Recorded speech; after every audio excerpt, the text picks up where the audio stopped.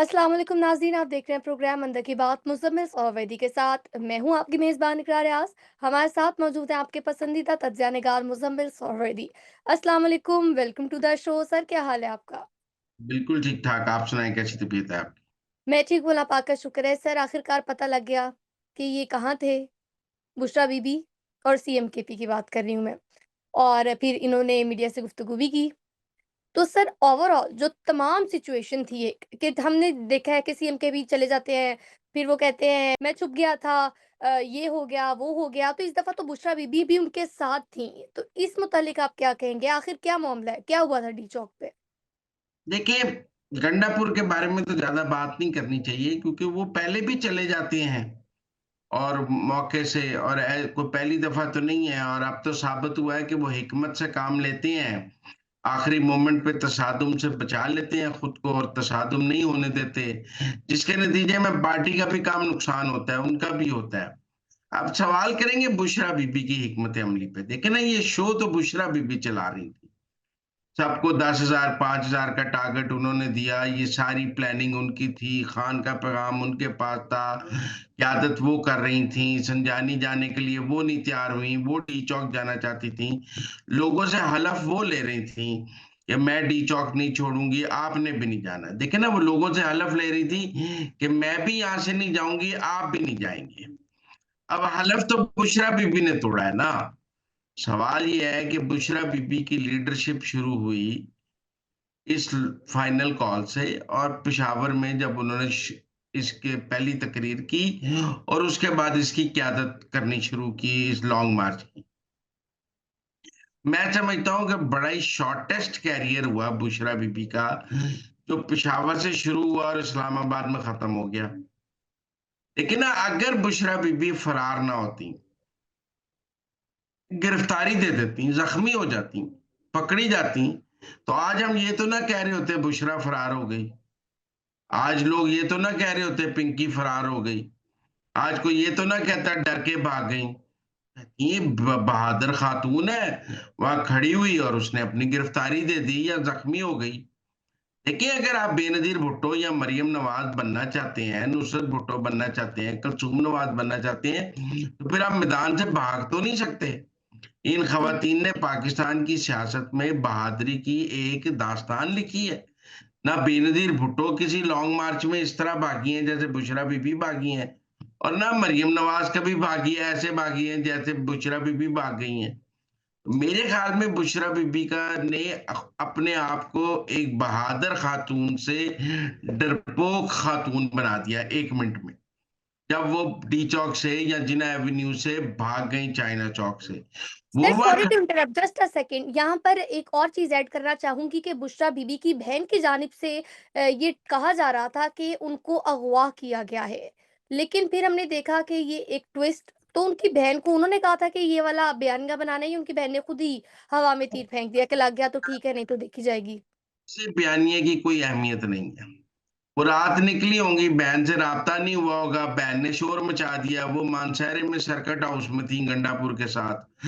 तो मेरा मतलब है उसमें अगवा किसने करना था? कोई उन्हें अगवा करके मानसहरा के सर्किट हाउस थोड़ी ले जाता। वो गंडापुर के साथ मानसहरा वो बता दें कि उन्हें आईएसआई उठा के ले गई थी कि जिना एवेन्यू से तो हम फिर भी मान लेंगे। वो ना जाती ना मानसहरे, वो कहती मुझे गिरफ्तार कर लें, मुझे आईएसआई उठा के ले गई है। देखिए, ये लीडरशिप का टेस्ट होता है क्राइसिस में। भगौड़े लीडर नहीं हो सकते, भगौड़ी लीडर नहीं हो सकती। तो पहली बात तो ये है कि ये फाइनल कॉल कामयाब हुई या नाकाम हुई, बुशरा बीबी एक डरपोक लीडर के तौर पर सामने आई, जो उन्होंने अपने चंद दिनों में इमेज बनाया था कि वो खान की बड़ी वफादार हैं, वो बहुत मजबूत खातून हैं, वो नाडर हैं, उनके पास जिन है, उनके पास मौक्कल है। पता लगा कि उनके पास कख भी नहीं है ना, आप मेरी बात समझे। और वो जी। मौके से फरार हो गई। अगर मैं वैसे तो कोई लाशें नहीं गिरी हैं, लेकिन मैं तहरीक इंसाफ की बात मान लेता हूँ जी, लाशें गिर रही थी। भाई गिरती लाशों में लाशें छोड़ के क्यों भाग गई? वो और गंडापुर लाशों के ऊपर खड़े रहते, लाशें लेकर डी चौक बैठ जाते, क्यों भाग गए? देखिए, भागने लीडर का काम नहीं है भागना। जो लोग जख्मी हो रहे थे, लोग मर रहे थे, आप वहां खड़े रहते, उनकी मैयतें लोग मैयतें लेकर बैठ जाते हैं ना। आप मय्यतें लेकर बैठ जाते हैं कि नहीं हम यहाँ से नहीं हिलेंगे, जो मर्जी हो जाए। आपको गिरफ्तार करते हैं, आप गिरफ्तार हो जाते हैं, आप अदालत में पेश करते हैं, आप कहते हैं हम मौके से फरार नहीं हुए, पर आप भागकर वापस केपी चले गए, मानसहरा चले गए, तो ये सियासी तौर पर पीटीआई की क्यादत ने एक ब्लंडर किया है। आप पीटीआई के हामियों के ट्विटर स्पेसेस सुन लें, सोशल मीडिया, वो अपनी ही लीडरशिप को गालियां दे रहे हैं। वो गंडापुर को गालियां दे रहे हैं, वो बुशरा को गालियां दे रहे हैं, हमाद अजहर को गालियां दे रहे हैं, शेख वकास अकरम को गालियां दे रहे हैं, सलमान अकरम राजा को गालियां दे रहे हैं, असद कैसर को गालियां दे रहे हैं, उमर अयूब को गालियां दे रहे हैं। मतलब इस वक्त पीटीआई के जो ओवरसीज कारकुन हैं, जो जो कारकुन इस एहतजाज में शरीक थे, वो भी अपने लीडरों को गालियां दे रहे हैं। तो पहली बात तो आप ये समझें कि कुछ ना कुछ तो लीडरशिप ने गलत किया है ना, कि जी, कारकुन के सोशल मीडिया ट्रॉल सब उनको गालियां दे रहे हैं। तो मेरे ख्याल में या तो आपको ऐसी कॉल देनी नहीं चाहिए, अगर आप ऐसी कॉल दे दें तो फिर पीछे नहीं हटना चाहिए। आप पीछे हटेंगे तो ये सियासी खुदकुशी होगी, और तहरीक इंसाफ की क्यादत ने अपनी सियासी खुदकुशी की है। मैं समझता हूँ तहरीक इंसाफ को तो जो नुकसान होना था हुआ ही है। मैं समझता हूँ कि तहरीक इंसाफ को जितना नुकसान 9 मई को हुआ के बाद हुआ, उतना ही नुकसान 26 नवंबर के बाद भी हुआ। ये भी एक और 9 मई है। देखिए 9 मई के बाद पार्टी टूट गई, 9 मई के बाद कारकुन बददिल हो गया, 9 मई के बाद उनकी जो मुज़ाहमती सियासत की ताकत थी वो खत्म हो गई, और वो साल डेढ़ तक कोई जलसा जुलूस भी नहीं कर सके। 26 नवंबर भी इसी तरह का 9 मई है। इसके बाद तहरीक इंसाफ की मुज़ाहमती सियासत ताकत और खत्म हो गई, और अब एक लंबे अरसे तक वो कोई बड़ी सियासी एक्टिविटी नहीं कर सकेंगे। तो ये फाइनल कॉल वाकई फाइनल कॉल साबित हुई, क्योंकि इसके बाद कोई कॉल नहीं दी जा सकेगी। तो ये फाइनल कॉल थी और नाकाम हो गई, इसके बाद कोई कॉल नहीं दी जा सकती। और हुकूमत ने इसको मिस कॉल बना दिया। ये मिस कॉल तो ना हुई, फाइनल कॉल थी। वो डीजो तक पहुंचे, वो देखिए कामयाबियां अपनी जगह मौजूद है। क्या आपने सारी रुकावटें अबूर की, आप पहुंचे, हिकमत अमली नहीं थी। कारकुन ने बहुत बहादुरी का सामना किया जब वो अटक से निकला। कारकुन बहादुर निकला, लीडर डरपोक निकले। तहरीक इंसाफ के कारकुन ने बहुत बहादुरी दिखाई है, और तहरीक इंसाफ के लीडरों ने बुजदिली दिखाई है। मैं समझता हूँ अब सूरत हाल ये है कि लीडर का काम है कारकुन को सेव करना, उसको उसकी हिफाजत करना, कारकुन को लावारिस छोड़ना उनका काम नहीं है। बाकी जहां तक हुकूमत की बात है, हुकूमत को फतह हुई है। देखिए ना, हम एक दिन पहले तक तो सारे मोहसिन नकवी को बुरा भला कह रहे थे कि इससे रुकते नहीं हैं, अटक से आगे आ गए हैं। लेकिन आखिरी दिन मोहसिन नकवी जीत गया, जब उसने 1 घंटे में सारा खाली करा लिया। जब गंडापुर और बुशरा बीबी भाग गए तो मोहसिन नकवी जीत गया, और ये लोग हार गए, हुकूमत जीत गई। अब देखिए, कह रहे हैं जी बड़ा मैसेकर हो गया, 200 लाशें गिर गई, 100 लाशें गिर गई, ये हो गया। दिखाने को तो एक लाश भी नहीं है पीटीआई के पास आज। वरना अगर लोग मरे हैं तो आज पीटीआई की सारी लीडरशिप उन लोगों के घरों में, वो केपी से ही आए हुए लोग थे ना, तो उनके घरों में पहुंच जाते मीडिया को लेकर के, ये इनके बुरसा मरे हैं, किसी का भाई मरा है, किसी का बाप मरा है। जब उनके पास दिखाने को कुछ नहीं है, तो फिर लाशों का झूठा प्रोपेगेंडा अब नहीं चल सकता। वो अब झूठे प्रोपेगेंडे की जो ताकत थी वो खत्म हो गई है। लोग पूछते हैं कौन मरा है जी, नाम बताएं, एड्रेस बताएं, उनका पता बताएं, उसके उसके घर जाएंगे, पता करेंगे।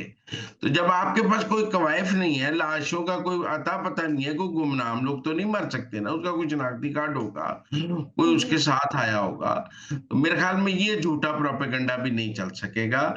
बहरहाल गेम बदली कहां से, ये सवाल बड़ा अहम है। True that. ये और रेंजर्स के शोहदा का नमाज जनाजा था, उसमें जो शहबाज शरीफ और आसिम मुनीर की फोटो है कि वो एक मैयत को इकट्ठे कंधा दे रहे हैं। एक तरफ से शहबाज शरीफ ने मैयत पकड़ी हुई है और एक तरफ से आसिम मुनीर ने पकड़ी हुई है। वो तस्वीर ही गेम चेंजर थी। और उसके बाद रात को ऑपरेशन होना ही होना था कि दोनों आर्मी चीफ और प्राइम मिनिस्टर शहीद के जनाजे को इकट्ठे कंधा दे रहे हैं, तो वो इकट्ठे हैं।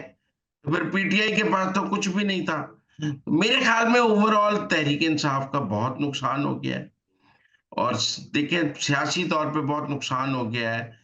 मुज़ाहमती सियासत में बहुत नुकसान हो गया है और पंजाब से तो कोई निकला ही नहीं है। अब लोग क्या बात कर रहे थे, आप तहरीक-ए-इंसाफ की ट्विटर स्पेसेस सुने, तो उसमें एक पठान कह रहा था कि भाई मैंडेट तो पंजाब का चोरी हुआ है, ये मार पठान क्यों खा रहे हैं?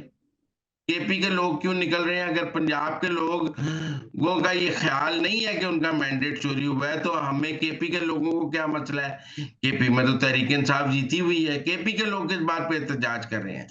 अगर तहरीक-ए-इंसाफ का ये मौक़िफ़ है कि उनका पंजाब का मैंडेट चोरी हुआ है, तो फिर पंजाब के लोग निकले ना अपने मैंडेट के लिए। पंजाब के लोग नहीं निकल रहे, इसका मतलब है पंजाब के लोग समझते हैं उनका कोई मैंडेट चोरी नहीं हुआ। वो इंतखाबी नताइज से मुतमईन है, तभी तो नहीं निकल रहे ना, वरना पंजाब के लोग निकलते। पंजाब के लोगों ने तो फाइनल कॉल को कुल्लन मुस्तरद किया है और बल्कि उन्होंने तो उसमें बायकॉट तक किया है कि शिरकत भी नहीं की है, इवन कारकुनों ने भी शिरकत नहीं की है। तो मैं समझता हूँ कि फाइनल कॉल ने तहरीक इंसाफ की पंजाब की क़यादत को एक्सपोज़ किया है और ये नज़र आया है कि पंजाब में अब तहरीक इंसाफ के पास कुछ भी नहीं है और जो नुकसान केपी में हुआ है, मुझे लगता है अब तहरीक इंसाफ का केपी में भी वही हाल होने जा रहा है जो इस वक़्त उनका पंजाब में है। सर आगे बढ़ेंगे, कुछ बात करेंगे मौलाना को लेके। तो मौलाना की जानिब से कहा गया कि ये वो नताइज हैं जो 8 फरवरी के बनते थे और ये 8 फरवरी के समरात हैं जो कि कल हमने देखे। इस मुतालिक आप क्या कहेंगे? देखिए, मौलाना का तो ख़्याल है ना केपी में उनका मैंडेट चोरी हुआ है। वो कौन-सा कह रहे हैं कि केपी में तहरीक-ए-इंसाफ जायज़ जीती है और तहरीक-ए-इंसाफ की जीत बड़ी ठीक है केपी में। देखिए, मौलाना को पंजाब के इंतखाबी नताइज पर तो कोई इतराज़ नहीं है। उनका तो सबसे बड़ा एतराज़ केपी के इंतखाबी नताइज पर है और वो तहरीक-ए-इंसाफ के हैं। लेकिन मौलाना इस सारी कॉल में पीटीआई के साथ नहीं थे। आज देखें, ये शो 3 दिन चलता रहा 24 से 26 तक। 24 से 26 नवंबर तक मौलाना ने कोई बात की? नहीं। मौलाना ने कोई बयान दिया? मौलाना मुकम्मल खामोश रहे।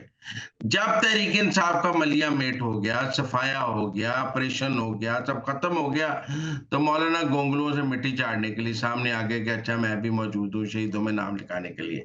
वरना मौलाना और तहरीक इंसाफ का तो हनीमून टूट चुका है और उनमें आपस में दूरियां मौजूद हैं। अब तो मौलाना एक पोस्चर अपना साथ रखते हैं कि बस ठीक है ताकि तासुर उनका अपोजिशन का कायम रहे। वरना आप देखें किसी जगह मौलाना ने 24 से 26 नवंबर तक तो कोई बयान नहीं दिया। 26 नवंबर को जब सब कुछ हो गया तो 27 नवंबर को उन्होंने एक प्रेस कॉन्फ्रेंस कर दी है जिसकी जिसकी कोई सियासी अहमियत नहीं है। अगर वो कोई बात 24 को करते, 25 को करते, 26 को करते तो उसकी वैल्यू थी। 27 को की हुई बात की कोई वैल्यू नहीं है। लिहाजा मैं समझता हूँ कि ओवरऑल हुकूमत को बहुत मुस्तहकम हो गई है। पाकिस्तान में सियासी इस्तेहकाम आ गया है क्योंकि तहरीक-ए-इंसाफ की जो रोज़ की कॉल थी वो ख़त्म हो गई है। आज गंडापुर ने भी जो प्रेस कॉन्फ्रेंस की है उन्होंने कहा धरना जारी है, फिर मानसहरे में ही जारी है। उन्होंने कहा हर वक़्त लोगों का धरने में बैठना ज़रूरी नहीं। कहते धरने में अवाम नहीं है तो अवाम में धरना नहीं है, धरने में अवाम नहीं है। मेरा नहीं ख़्याल अब वो केपी से दोबारा लोग ला सकेंगे। अब मेरा नहीं ख़्याल लोग अब उनके साथ आएँगे, जो जितनी बड़ी तादाद में गिरफ्तारियाँ हो गई हैं, इन लोगों की ज़मानतें कराना भी एक काम होगा पंजाब इस्लामाबाद से। और मुझे नहीं लगता है तहरीक-ए-इंसाफ के पास इतने वकील हैं, इतने वसाइल हैं कि वो गरीब कारकुनों की ज़मानतें कराएँगी। ये बेचारे लंबे 3, 4, 6 माह के लिए रुल जाएँगे। तो नाज़रीन, ये थी आज के अंदर की बातें। आपसे मुलाकात होगी अगले प्रोग्राम में, तब तक के लिए आप हमें दीजिए इजाज़त। अल्लाह ने के बाद।